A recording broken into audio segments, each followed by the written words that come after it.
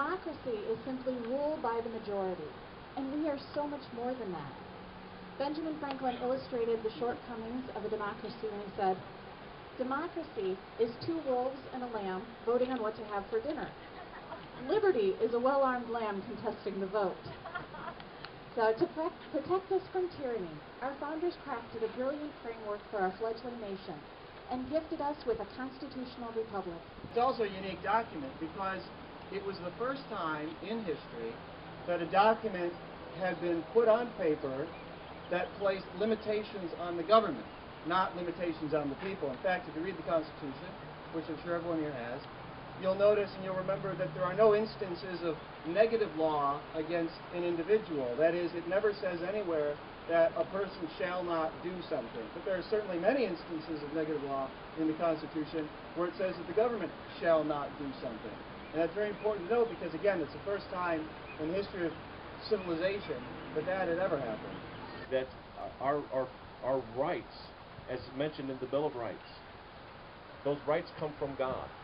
That was mentioned to us in the Declaration of Independence, that we find these truths to be self-evident, that we are endowed by our Creator. And what that does is declare that this country has made a statement that there is a Creator, and that our rights come from Him. The Constitution doesn't grant us rights. The Constitution expresses the rights that exist.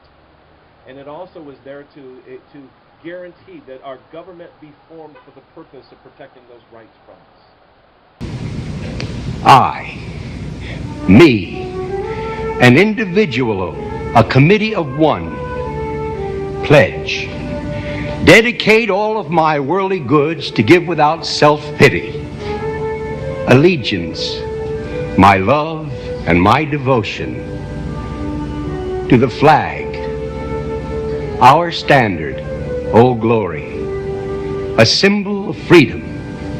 Wherever she waves, there's respect, because your loyalty has given her a dignity that shouts freedom is everybody's job. United. That means that we have all come together. States, individual communities that have united into 48 great states. 48 individual communities with pride and dignity and purpose, all divided with imaginary boundaries, yet united to a common purpose, and that's love for country. And to the republic, a state in which sovereign power is invested in representatives chosen by the people to govern. And government is the people. And it's from the people to the leaders, not from the leaders to the people, for which it stands. One nation, meaning so blessed by God, indivisible, incapable of being divided, with liberty, which is freedom, the right of power to live one's own life, without threats, fear, or some sort of retaliation. And justice, the principle or qualities of dealing fairly with others. For all, which means, boys and girls, it's as much your country as it is mine.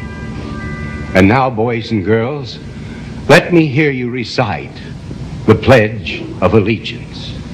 I pledge allegiance To the flag of the United States of America and to the republic for which it stands, one nation, under God, indivisible, with liberty